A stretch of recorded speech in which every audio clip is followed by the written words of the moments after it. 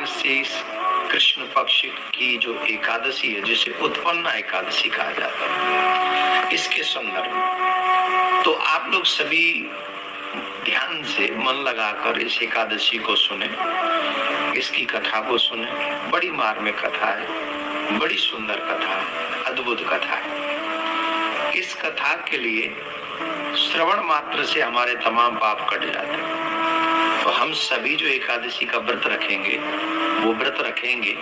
पूर्व में पहले आपको इस व्रत की, इस एकादशी के व्रत की कथा सुनाता हूँ। एक सतयुग में मुर नाम का दैत्य हुआ था, बड़ा बलवान था, इतना बलवान था, इतना बलवान था, पूछिए नहीं। देवताओं को परास्त कर दिया था, अग्नि को जीत लिया था, वरुण को जीत लिया था, चंद्र सूर्य को जीत लिया था, इंद्र को जीत लिया था, और उनको जीतने के बाद में स्वर्ग खाली करवा लिया था।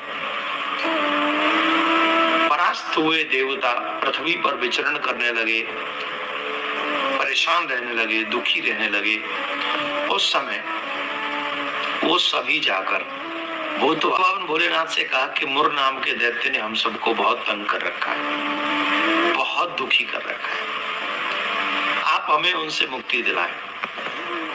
तो महादेव ने, शंकर त्रिपुरारी ने, काशी विश्वनाथ ने कहा कि देखो, तुम अगर उस दैत्य से सभी कष्टों की मुक्ति चाहते हो तो तुम्हें त्रिलोकीनाथ नारायण भगवान के पास जाना चाहिए। तुम नारायण से जाके प्रार्थना करो। तो सभी देवता क्षीर सागर में नारायण भगवान के पास में पहुंचे। नारायण भगवान से प्रार्थना की। नारायण भगवान ने पूछा कि भाई क्यों परेशान हो, काहे को कष्ट पा रहे हो? तब उन्होंने बताया। तब भगवान ने कहा कि तुम चिंता मत करो, बहुत शीघ्र मैं उस दुष्ट का वध करूंगा, डोंट वरी अबाउट इट। तो हो गए सभी देवता फिर दैत्यों से लड़ने के लिए पहुंच गए, और उसी मध्य भगवान नारायण भी अस्त्र शस्त्रों के साथ वध करने लगे। ऑलमोस्ट सभी दैत्यों को परास्त किया। जब मुर दैत्य से, परास्त मीन्स समाप्त कर दिया, फिर मुर दैत्य से युद्ध करने लगे भगवान ने। वो बहुत बलवान था, भगवान से भी जम के युद्ध किया उसने।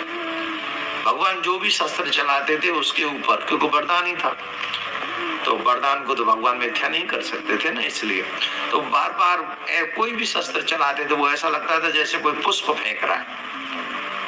10,000 वर्षों तक उस मुर दैत्य से नारायण भगवान ने युद्ध किया, और 10,000 वर्षों तक जब युद्ध हुआ, उसके बाद वो परास्त नहीं हुआ, तो भगवान बोले चलो थोड़ी देर विश्राम करके आते हैं। तो वो बद्रिकाश्रम में चले गए भगवान विष्णु, और एक गुफा में जाकर विश्राम करने लगे। लेकिन ये युद्ध का लालची, युद्ध की लालसा रखने वाला मुर दैत्य दौड़ कर गया, भगवान के पीछे पीछे गया, के लिए तैयार हुआ, और जैसे ही प्रहार करने के लिए तैयार हुआ, उसी समय भगवान के उस अंग में से बहुत सुंदर तेज निकला, और उस तेज में से एक स्त्री का, एक देवी का आकार प्रकट हुआ, और उस देवी के आकार ने एक क्षण में ही उस मुर नाम के दैत्य को समाप्त कर दिया। भगवान नारायण ने जब योग निद्रा से अपने आप को दूर किया, तो भगवान ने उस देवी को कहा कि आज से तुम्हें उत्पन्ना एकादशी के नाम से ही जाना जाएगा, और तुम्हारे जो मेरे भक्त हैं वो सब तुम्हारी पूजा करेंगे, जो मुझे पूजते हैं, जो मुझे मानते हैं, वो सब तुम्हारी पूजा करेंगे, और जो उत्पन्ना एकादशी का व्रत करेगा उसके पूर्व जन्म के कृत सभी पाप जो है वो नष्ट हो जाएंगे, और उनके घर में दरिद्रता नहीं रहेगी, उसके घर में कष्ट नहीं रहेगा, क्लेश नहीं रहेगा। पर मर्यादा का पालन करे, नियमों का पालन करे।